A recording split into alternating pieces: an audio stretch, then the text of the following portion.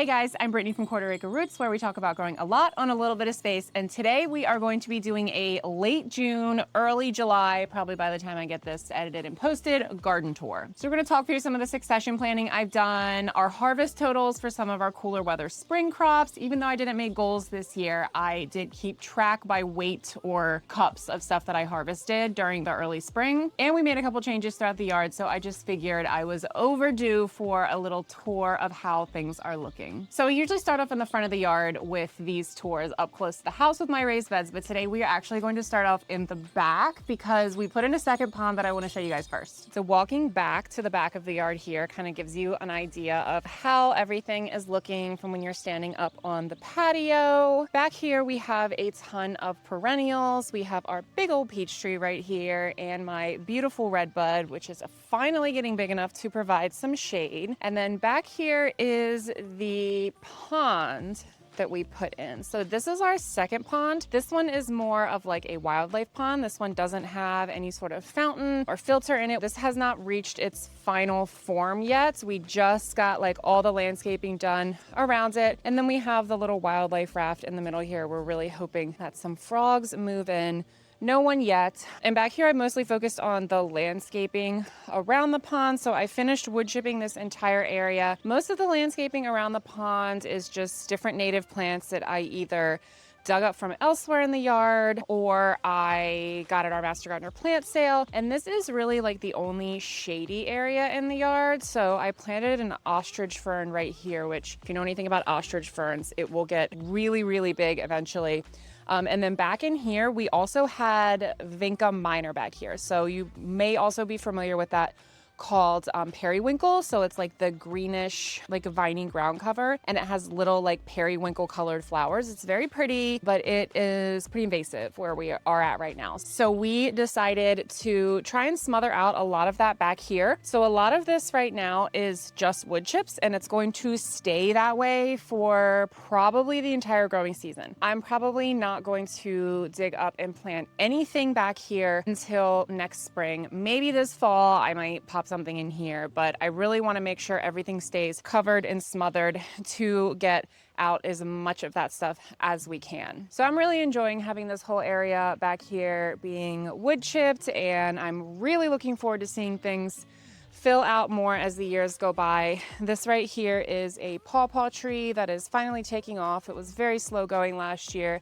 And then we have another tree up here, a persimmon tree that is usually one of the last to leaf out in the spring. So this one is a little bit more behind, but showing some great growth this year. So eventually the tree situation back here will be our red bud, the persimmon over here, and the pawpaw, and we will eventually want to take out this big weed tree that's back here growing on our fence line, but it's staying for now just because taking out trees is kind of a hassle, and we already had one tree taken out this year. We had a Bradford pear over by our shed taken out, so we'll probably just play it by ear to see when the other trees get big enough that we feel comfortable taking down the tree in the back here. Before we start heading up toward the front of the yard, because honestly there's not like a ton to see back here, I want to show you guys a couple things that I added up by where we put in our teepee bean trellis. So I have a video all about how we set this up and the goal for it.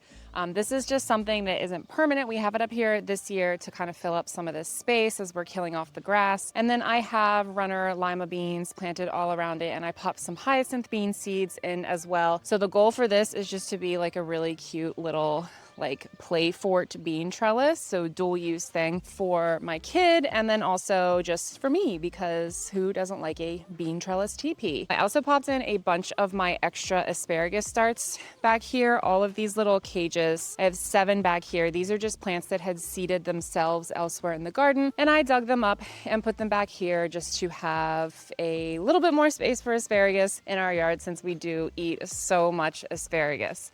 Otherwise, everything back here is just kind of looking either a little desolate because it's the areas where we've like killed off the grass this year, or it's looking really full and lush because it's stuff that we've had in here for a while. So I just kind of let this catmint go crazy since it attracts so many pollinators and it is so beautiful. We have a gorgeous rhubarb back here. I did end up picking probably about 6 cups of chopped up rhubarb stems this year and either making muffins out of them or freezing them. And I'm probably gonna come in here and pick a little bit more this year before it gets too hot out here. But this is a look from this angle of how everything is looking back here. Again, it looks very, very brown because there are so many younger things growing back here right now. Like these 2 seaberry shrubs will eventually get much bigger. And then we have our columnar apple trees.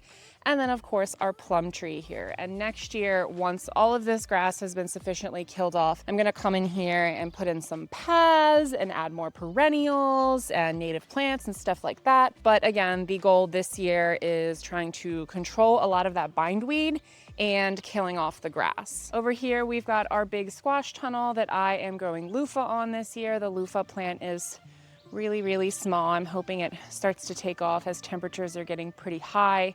But I'm excited to have like a nice arch back here. I'm not wedded to this arch staying here for multiple years. I just figured this will be a good use of space back here, but we'll see how it goes this year with the shade from the redbud.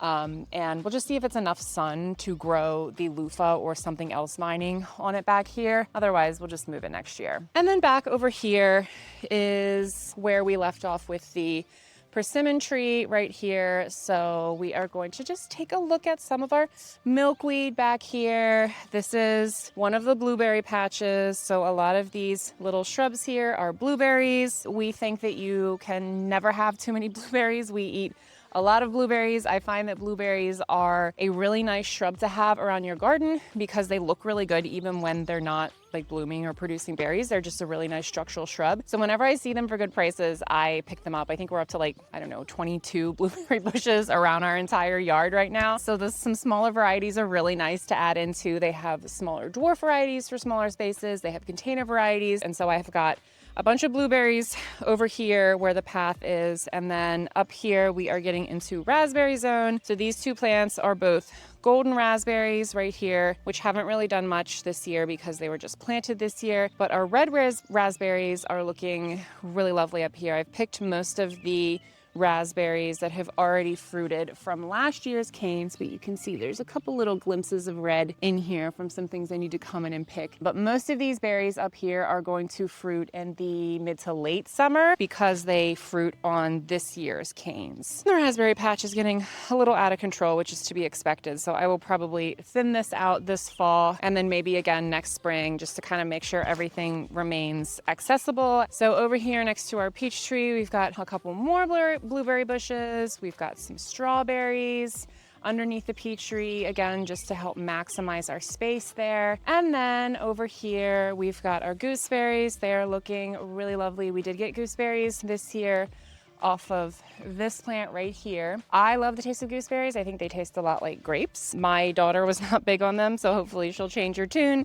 if she can try a couple other varieties that might taste a little different. And then we've just got a mix of more blueberry bushes, more perennials. I've been slowly adding in mostly natives back here or things that are just incredibly drought tolerant, like this sterile comfrey I have here, so that I can generate a lot of organic matter that I can chop down and use as a green mulch or throw into one of our compost bins. So a sterile comfrey is a great choice for that, but make sure you get a sterile comfrey because if you don't get a sterile comfrey, it's gonna reseed itself everywhere across your yard and you're gonna end up with comfrey everywhere. With the sterile comfrey, you don't have to worry about it spreading by seed, you just have to worry about it spreading through rhizomes and popping up elsewhere. I really don't mind, I'll just dig it up and put it elsewhere or just dig it up and give it away. Okay, next up we've got our original pond, which we enlarged last fall, and then it took me a while this spring to update all of the landscaping around it, put back in all of our perennials, and I'm also working on adding more edibles up here. So I have a goji berry over there, and then I have 2 blueberry bushes that will eventually take over a lot of this space. But now I have other annuals and perennials around them. And then I've got a bunch of like chamomile and calendula, thyme, sage. I have a giant amaranth up here, which is going to be gorgeous, and a gorgeous billowing fennel back there, which I'm a big fan of fennel for the black swallowtail butterflies. I put an arch up here this year when we enlarged this landscaping area, and I moved the solar lights to it just because I love a good arch and walkway with some lights at night. And on one side of it, I put some pole beans, which are just starting to want to wrap around the trellis. Yay. And over here, I have a Virginia groundnut, which is a perennial plant that, as you can see, vines beautifully. It gets really pretty little pinkish white flowers, and then the roots of this plant are edible. So I have never actually tasted them. I'm looking forward to letting this get established and climb all over this trellis this year, and then next year maybe we'll dig some up and give them a try. But very cool new plant that I added this year, and it's been very self-sufficient so far. I planted it and maybe watered it once or twice, and it's done very well getting itself established. Up here on the other side of the pond, we just have some more native plants, some more perennials, some gorgeous zinnias. Look at this flower. I love a good zinnia, and I kind of never know what color I'm gonna get when I plant these, because almost all of my zinnias at this point are from seeds that I've saved from last year. So it's always kind of a nice surprise to see what I get, but they are looking really lovely. And over here is an area that I redid starting last fall and into this spring, our kind of patio landscaped area. This had 2 miscanthus grasses that we removed last fall because we found out they were invasive last year. So we committed to removing the ones in the back of the yard, which we did remove. But then when we redid this whole pond area, I just decided it's a nightmare up here, so let's just go ahead and take care of these now, and then we'll address everything in the spring, which is what we ended up doing, and I am very happy with how this has all turned out. I replaced the 2 grasses with 2 goumyberry shrubs here, which have just really gorgeous foliage. Look at these. Even when they're not flowering and fruiting, they have a really, really nice silvery sheen on the bottom of the leaves. And these plants can be pretty hard to find. I got mine online, and I'm super happy with how well they've established this year. We put these in last fall. And then I'm working on developing some living ground cover over here. Anytime I get strawberry runners, I've just been throwing them in the ground over here to kind of take over this whole area as a living ground cover around the goumi shrubs. Eventually, I will remove this coneflower. I will probably remove it this fall and put it somewhere else, because the goumi shrubs will be getting big enough that they will start to encroach on the space where the coneflower is. And also because I have some boysenberries back here that I need to attach to this trellis so they can start climbing up the trellis. They're not the thornless kind, which kind of sucks, but they were free. I got them from our Master Gardener demonstration garden. So I love free things. We'll see how it goes for a couple years, and if they don't end up working out here, we can either move them or switch to a thornless variety. And then I just reseeded a bunch of new dill seeds down here as well, because we see this giant, gorgeous bouquet dill. I just love how dill looks when it's flowering. It's such an interesting looking plant, and it's a really easy one to save seeds from too. So I always let my dill flower and go to seed and try and succession plant. When it gets to this stage is generally when I will start to sprinkle some more seeds below it. And when you check this out, I'm just now noticing we have 2 very small black swallowtail caterpillars on here. Dill is one of their host plants, as is fennel, parsley, so I've got that all around my yard. I love seeing the caterpillars pop up all around the garden. And then another thing that I committed to working on this year was putting in a slightly curved trellis here by the patio. So I need to finish spreading out this mulch over here, but what I ended up doing is cutting down a cattle panel and kind of trying to have it follow the curve of the patio onto 3 6-foot T-posts here.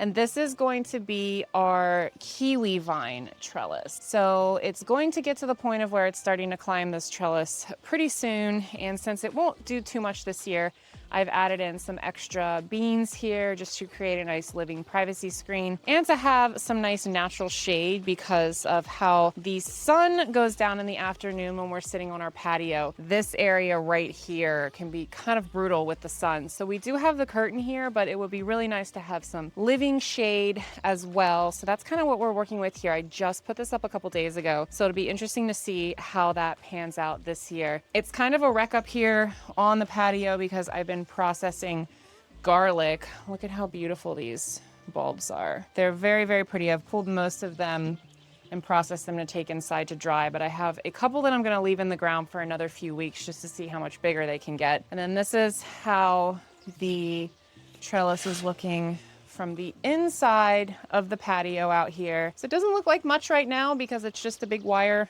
wall, but I think it'll look really pretty once the vines start growing up. And then of course I've got my pink GreenStalk up here. This one I've been slowly filling with strawberry runners. I would like to use this one as another strawberry GreenStalk. I'll show you my yellow strawberry GreenStalk when we go over to the greenhouse. But right now I've got this one mostly filled with strawberries, and they're producing pretty well. Most of these are ever-bearing strawberries in here, so we'll just get slow trickles of berries throughout the summer, and my other GreenStalk has June-bearing strawberries in it. So this one will take a little bit of time to get established since I am chopping off runners and replanting them as they grow. But for now, it's a nice little addition up here on the patio, and it's fun to be able to just sit on the patio and pick a little strawberry when you're chilling up here. Okay, we're gonna go take a look at the raised bed section next, but I'm going to show you, this is like my favorite view of the yard when you're walking off the patio through the archway with the Virginia groundnut on it into the raised beds area. It's just so pretty. I love it so much. We painted this paver, my daughter and I did, and I have a couple more stencils that I want to end up painting all of these just for a bit of added whimsy, but we've only gotten to painting one or two right now. So this is just going to be so pretty when it's covered in vines. We can head over here to the raised bed area. Our perennial herb garden up here by the house is looking amazing. As a reminder, all of these that I put in here started as teeny tiny propagations. So just goes to show, with a little bit of patience, you can have big, beautiful, lush plants without spending a lot of money. They were just little propagations taken from elsewhere in the yard. And then over here, we've got some lettuce I need to work on harvesting. This is going to be starting to bolt here very soon because we're headed back up into the 90s over the next week. So I need to harvest this probably today. I did try out some new heat tolerant types of lettuce in here. So looking forward to seeing how they grow this year when the temperatures start really soaring. I've got a mix of other things in here, some pepper plants, some extra tomatoes that I'm planning to just like grow up the side of this cattle panel. And then I've got bush beans that I just seeded all around the peppers. And then these are pole beans. So eventually I want the pole green beans to cover both sides of this cattle panel trellis. This is the first cattle panel trellis that we put in a couple years ago, and I did not cut this one down. It's the full 16 feet. Put into an arch and then zip tied in place to these two smaller T-posts. We have really loved having this. We've grown lots of different things on it over the years, but this year it was snap peas at first, and then we are moving on to pole beans on either side of it. So that's gonna be really pretty. And then we just have like an assortment of herbs, nasturtium. These are our cucumbers. Oh, yay! Look, we have some cucumbers to pick. This will be like my third cucumber from these plants this year. So we're already starting to get some nice cucumbers, which is very exciting. This is a really small pickling variety that I love because you don't have to peel them. They're like completely spineless. It is a hybrid cucumber and it's called Burby Party Time, and it's pretty much the only type of cucumber that I grow now. Cucumbers are one of the vegetables that my 8-year-old reliably eats, and she loves these things. She'll just chop them up and like put a little salt or a little oil on them and love them. So anything that she will eat, I'm gonna buy it and I'm gonna grow it. So I really recommend the Party Time hybrid cucumbers if you're looking for something that's just super easy for a snacking cucumber. And in addition to our cucumbers growing up on these A-frame trellises here, I've got some other peppers in here. I am super excited about these. So this one right here is the Carolina Reaper, and this must be like a Scotch bonnet or something like that. Can't remember exactly. We'll see when they fruit, but I want to use these to dehydrate and make some nice spice mixes to give out to people for Christmas, some nice homemade, handmade gifts. And then I've always just got like an assortment of green onions growing in this bed. They are biennials, so they'll start to flower and go to seed after 2 years. So I'll just kind of monitor them. And when they flower and go to seed, I'll just take those seeds and pop them right back down in here to start that cycle over again. So I always have green onions. Green onions are one of the things that I focused a lot on harvesting to preserve this spring. So I think we ended up getting about like 3 cups of chopped green onions. And what I like to do is wash them, chop them, dry them, and then freeze them flat in bags in the freezer. So whenever I need them for stuff, I just take a handful out of the freezer. It's super handy. I do the same thing with bulbing onions. I'll either grow them or buy them and then chop them up and put them in the freezer. But just last night we made like omelets for dinner, and I took a handful of the green onions from the freezer, and I'll just work through them all year from the freezer, so I always have them fresh on hand. So even though we've got probably like 3 cups frozen, I'm gonna come out here and chop some of these to freeze and save as well, because I obviously can't let them go to waste, and you can use green onions for so many different things. The next 2 beds up are my tomato beds. Now, it's generally best practice to rotate where you plant different things. So if you plant tomatoes somewhere one year, you wanna make sure you're moving to another bed for the next year, so that you can kind of like rotate your crops. However, this is like the best bed for pole tomatoes for us because it's a nice deep bed. So I'm able to put in these bamboo stakes in here nice and securely. And then it's a great spot for light for our tomatoes where they get plenty of light, but they're not blocking other stuff out when they get super tall. So I need to come in here and do a little bit more pruning on these. A couple of these I've let some of the suckers go, but generally I am a fan of pruning off the suckers on my tomatoes so I can let them grow up a straight line and maximize the vertical space a little bit more to grow things on the bottom. Like in this bed, I've got basil on the bottom, I've got nasturtium, I've got Swiss chard, and I've got a borage plant here. I'll show you guys a close-up of what this bed is looking like. This bed is looking so lush and gorgeous. I love chard because it is a very heat-tolerant green, so I can grow it pretty much from April until October. It loves the heat, does not matter at all. If it gets above 100 degrees, it still thrives, so it's a great thing to plant below vertically growing tomatoes. And as you can see, these plants are loaded with green tomatoes. We have gotten a couple of tomatoes so far from the yellow pear variety I've got growing over here, but I've also got a couple other varieties. Sun Gold, which I really like, I grow that every year, and Super Sweet 100. They are 2 hybrid varieties of tomatoes that I love growing because they're great for snacking. And in this bed, we've got a couple Roma tomato plants, a couple eggplants that I am leaving uncovered this year. Last year, my eggplants got totally demolished by flea beetles, and looks like we've got some preliminary signs of some flea beetles popping up here, those little holes in the leaves. So I'm leaving some uncovered this year, and I'm testing out putting my Wild Rocket perennial arugula right next to the eggplants as a trap crop for the flea beetles, because not sure if you can see in this footage, but there are tiny holes all in this arugula because the flea beetles love the arugula as well. So my goal is to have them eat the arugula instead of eating the eggplants. We'll see how that goes this year. That's an experiment for trying to deter the flea beetles and get more eggplant than we did last year. We did not get that much at all, but I really love the Wild Rocket arugula too because it has much stronger of a flavor than the annual arugula does. So if you are an arugula fan, definitely check out the Wild Rocket arugula. And then over here, we've got our onions. These are bulb onions. This is, I think, the first year that I will be able to say I've successfully grown bulb onions, knock on wood. They're looking really good. We are past when allium leaf miners are an issue, so I've got the covers off of these. I can see they are bulbing up nicely. They're a little behind what I expected them to be by this point. So I did give them a little extra watering with some nutrients yesterday, and I'm gonna give them another couple weeks before I start pulling them. All my volunteer dill, I've already harvested and frozen several bags of dill to use for things. These were just all volunteers that self-seeded themselves, and so I've just been coming in here and chopping and washing and freezing that to be able to use all summer and winter. Then I've got some extra tomatoes I threw in here. I figured I couldn't really come up with a use for this trellis last year, but this year I decided to keep it up all summer, even after I finished growing my sugar snap peas on it, to tie up some tomatoes to it. So I've got a couple more cherry tomatoes in here that I've been trying to prune. I did let one sucker go on this one so I could have it branch 2 ways to hopefully get double the tomatoes, but I'm just tying it up to this trellis again so that I can hopefully keep the space clear underneath. Right now, underneath of it, I just have an alyssum and then my smooth criminal squash here, which this is the only squash. Oh, look at that.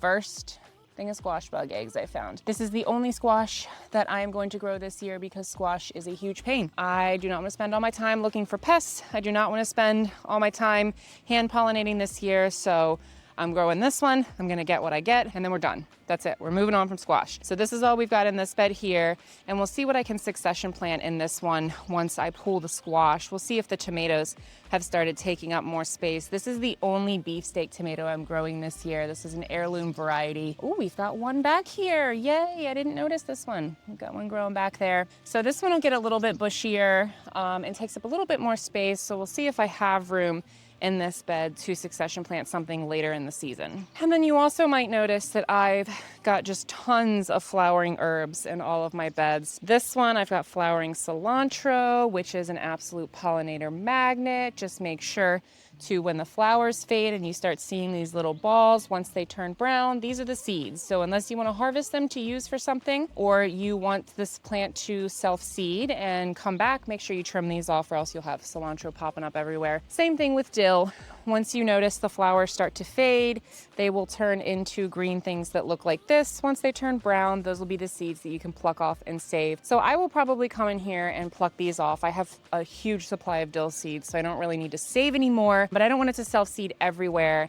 And then I've got chamomile that I come out here every day and I pluck the flowers off of all of my chamomile that I have around the garden because I am using it for teas this year. It's amazing how strong the scent is on a fresh chamomile that you grow and pick. I had it running in our dehydrator downstairs, a whole batch of chamomile flowers, and I walked into the basement and was just hit with like that apple chamomile scent. It smelled so good. It was so strong and pungent that I'm really looking forward to making some tea mixes with these. So I'm going to be making a lot of my own mixes this year from the chamomile and the calendula, lemon balm, mint, all of that. Lots of like tea garden stuff going on this year. And then the last bed over here, what's underneath that cover looks a lot like this, minus the dill.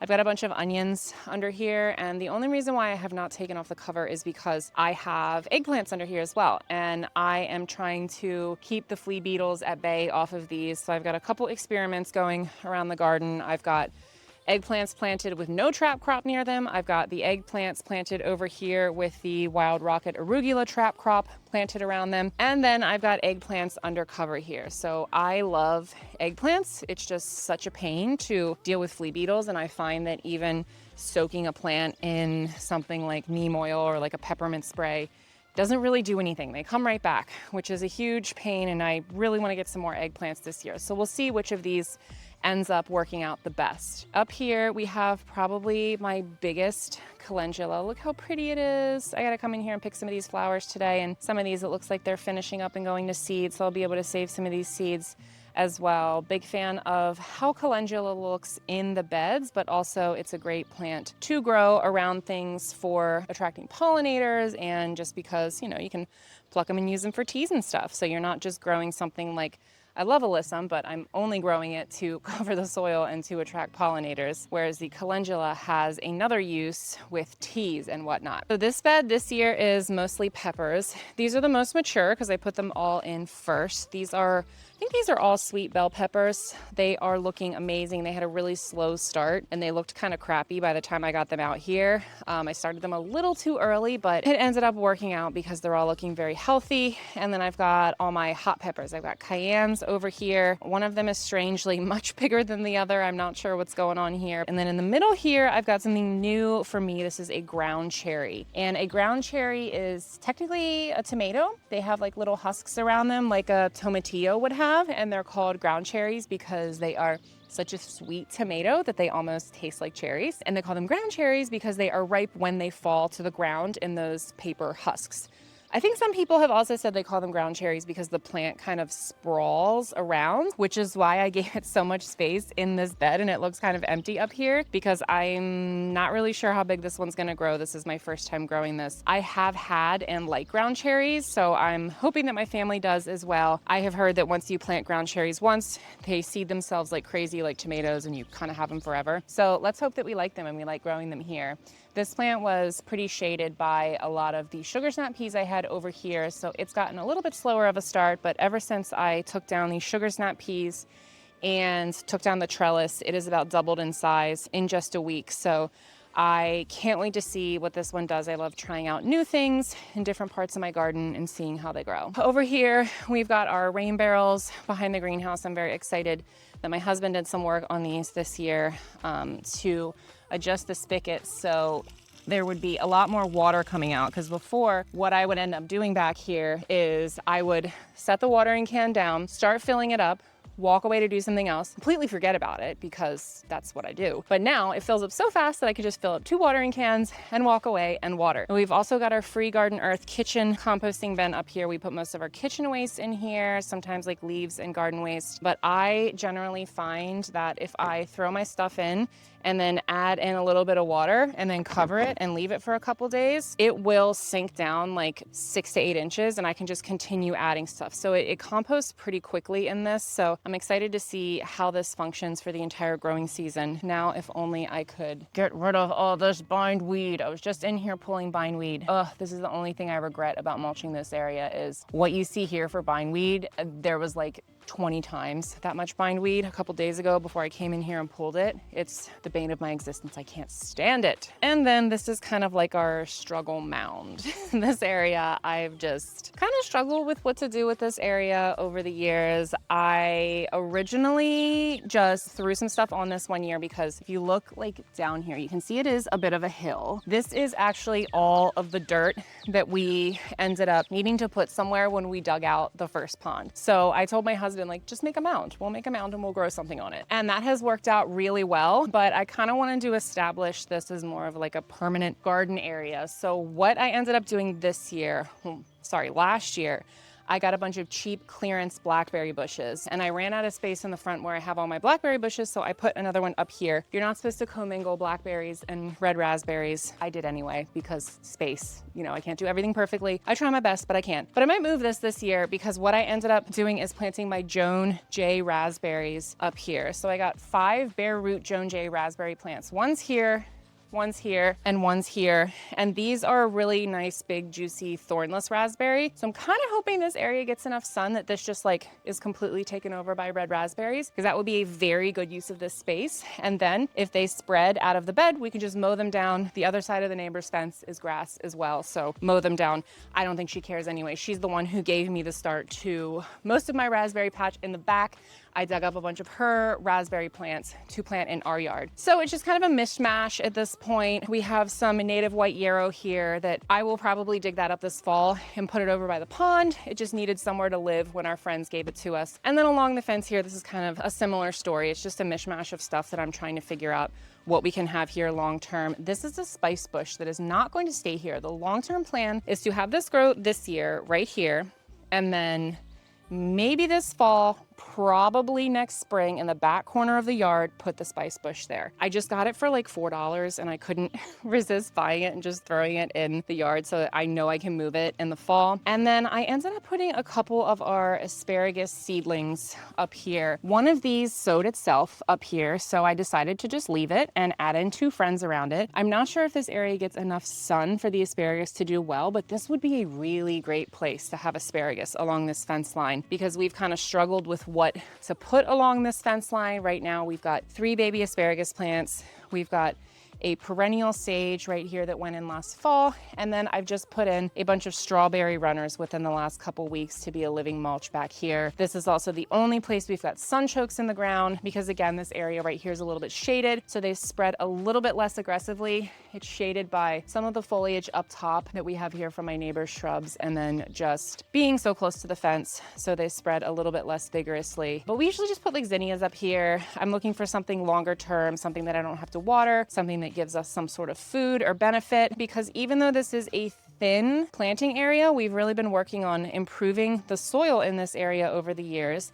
And it's a long, thin planting area. So we want to be maximizing all of the space we can in our smaller yard. And if I can get something in along this strip, along the concrete pad that, you know, makes sense and grows well here, then that's what we want to be doing. We don't want to have to be worrying about what annuals are we going to put there every year. It's kind of a matter of figuring out what's going to do well with the lighting situation over here. And that's just kind of been a hit or miss thing over the years for us. Another thing that's been hit or miss is planting strawberries between our asparagus plants. We just found that they were too shaded between our asparagus plants over here once we let them fern out. So last fall I ended up digging up all of our strawberry plants we had in the asparagus patch and putting them in this raised bed. So they're still getting themselves established, throwing out some runners. They've got a couple flowers and berries coming up on them this year. But I've also found that this is a really great solution for keeping critters away from them, because I can very easily pull this netting, this like clothing stuff, over top of the strawberries, and water still gets through to water them and everything, and they still get plenty of light, but the birds and the critters and everything can't get to the berries because the birds freaking love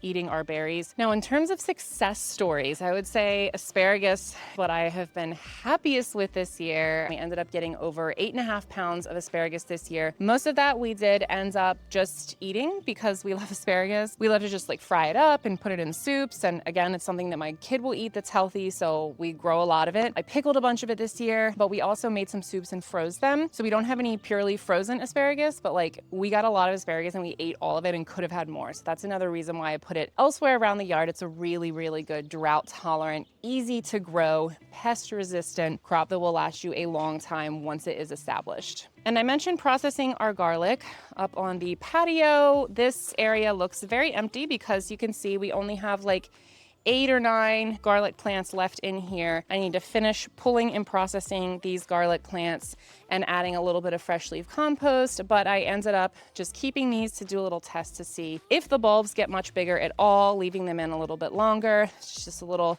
fun science experiment I'm doing, but most of the heads looked really beautiful. So I processed most of them, and I really needed the space to succession plant and set up our trellises here for our sweet potatoes. I only did 4 sweet potato plants this year. We actually had a hard time keeping up with all the sweet potatoes we had last fall. So one of the things that I like to do to conserve space is, since I have some extra A-frame trellises, as the foliage grows, I'll kind of put it up on these trellises just to help prevent it from running everywhere. That said, sweet potato foliage makes a really nice ground cover to help preserve a lot of the moisture in the ground. So since we've got 4 sweet potato plants spanning from like here to here, and I'll put some of that foliage up on these, I do expect it to go well into these paths and to come all the way down here. We've got a bush type of cowpeas put in here. I actually have not had great germination on these seeds, putting them elsewhere. So I just went ahead and sprinkled them all in here and figured, like, if they come up, they come up. It's an experiment. They're supposed to be super drought tolerant,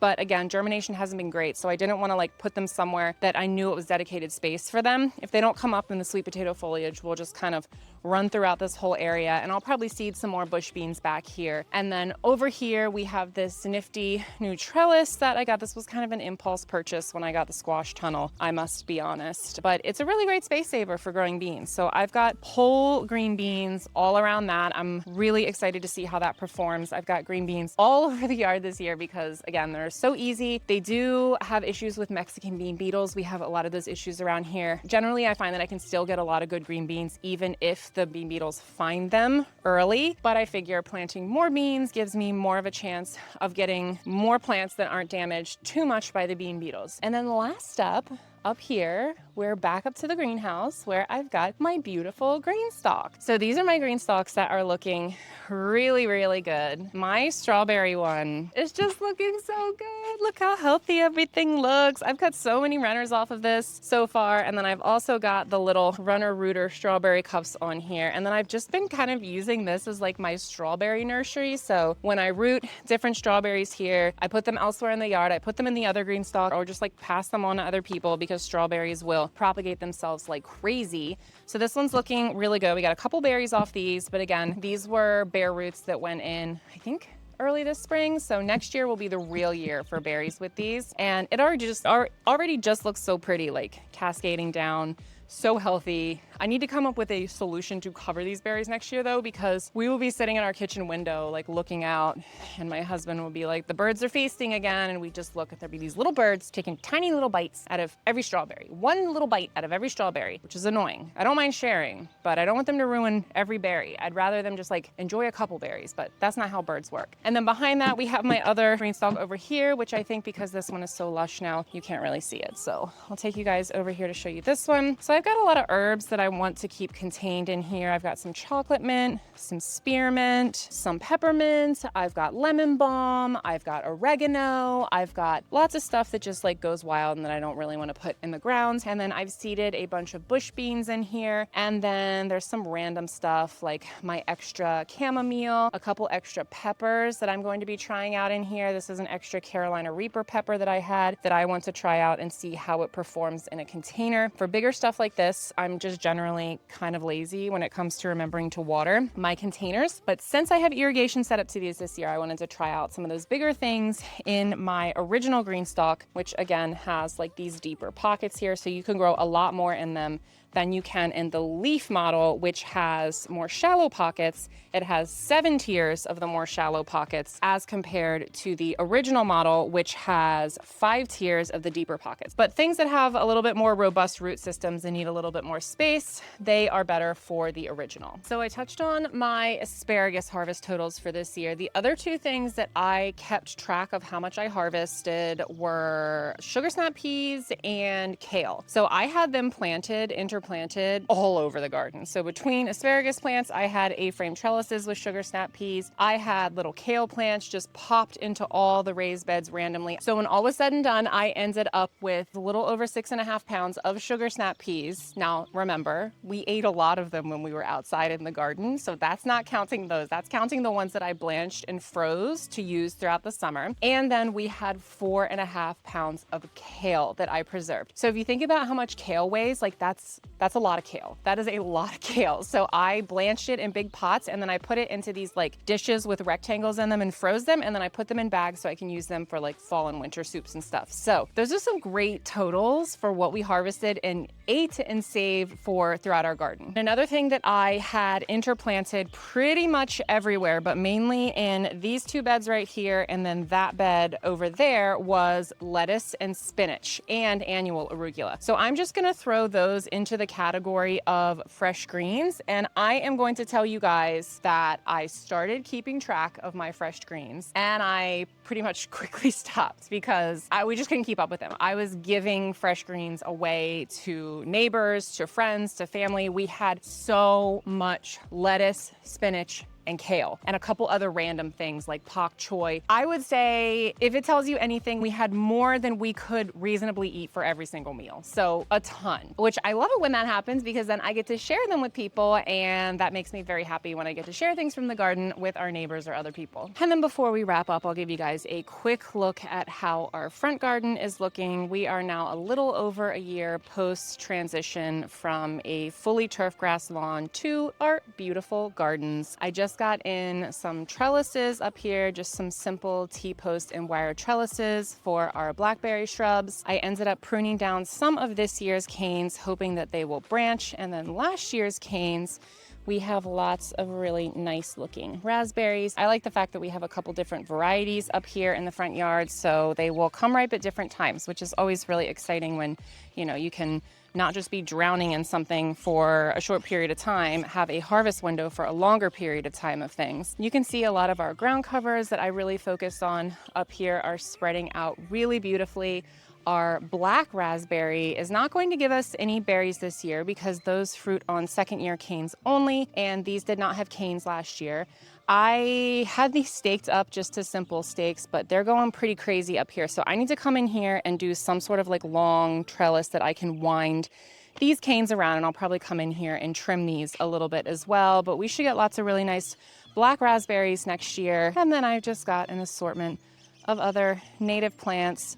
A really sad all-in-one almond tree. I need to contact them because I had talked to them about this one not leafing out or budding up or anything. And they told me to give it some more time, but obviously I think by this point it's probably not going to be successful. So I need to get in touch with them and see what's going on with that. This side we have fewer edibles, more native plants. I love bee balm, I love yarrow, I love butterfly weed. I've already gotten so many compliments on how much beautiful color is in the garden here. And then our currant bushes are also leafing out really nicely too.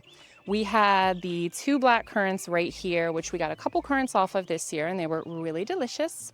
And we have our red, white, and pink currants down here on the sides of currant row. So hoping that we are up to our eyeballs in currants next year, and are wishing we planted fewer of them because we have so many currants, so I can share them with other people. And then we've got our hydrangeas that are looking really beautiful. I love this one. I think this is an incredible smooth leaf hydrangea. So I believe a cultivar of a native hydrangea, but these blooms are not just pretty when they're in bloom, they're also beautiful when they start dying off and they're like dried flowers. Some of our happiest plants are the ones here at the end of our downspout extender. I cannot believe how big and lush this black-eyed Susan has gotten. And then we've got some golden ragwort down here, some foxglove up here, and then this is our Hall's Hardy almond.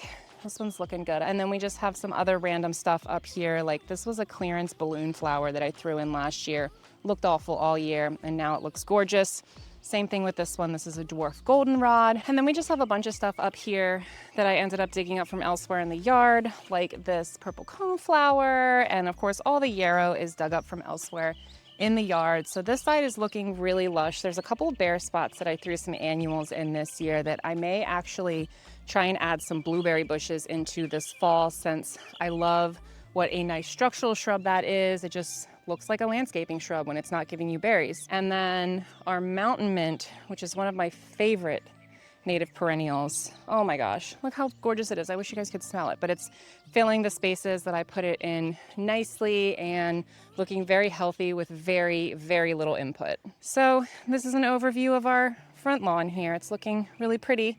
I'm gonna work on adding in some more edibles up here for next year, maybe add in some more, like I said, blueberries, focus on our blackberries up here, our black raspberries, but make sure it's a great mix of native perennials and edibles with as few of those annuals as I can get. Now, one more thing I'm really excited about. I traded someone on our local Facebook plant group for this native clematis here. I didn't even know there was a native clematis. So it's a pretty aggressive grower and it's a reliable flower even in the shade. So I put it here on this trellis to kind of fill out this spot by the house. I'm hoping it takes over this trellis next year. Of course, as a perennial, it's going to take a little bit of time to get established. That's the goal for this year.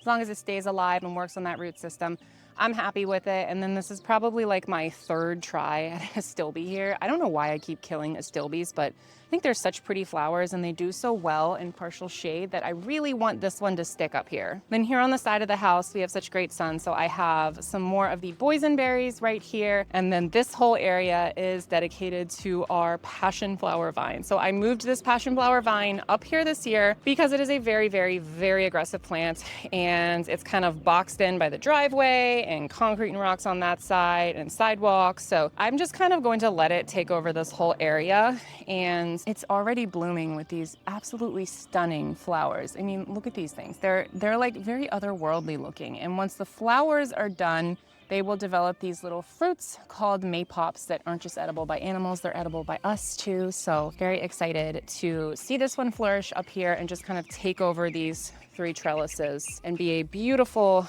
vining plant on the side of the house here. Okay guys, it is June 27th. That is a tour of how my garden is looking right now. I hope to get this out by at least early July. Things are growing so quickly back here. I'll probably do another like mid to late July tour and focus on my vegetable garden and some of the stuff that's going to make a lot of progress between now and then. And of course, start seeing if I can remember to weigh my harvest. I'll have more stuff in the summer, so I don't know if I'll be able to keep up with weighing everything and measuring everything to keep track of those harvest totals so I can look back on them for next year. I hope you guys are having a great early summer. I hope your gardens are going wonderfully and that you're enjoying the beautiful weather wherever you are. And until my next video, happy planting.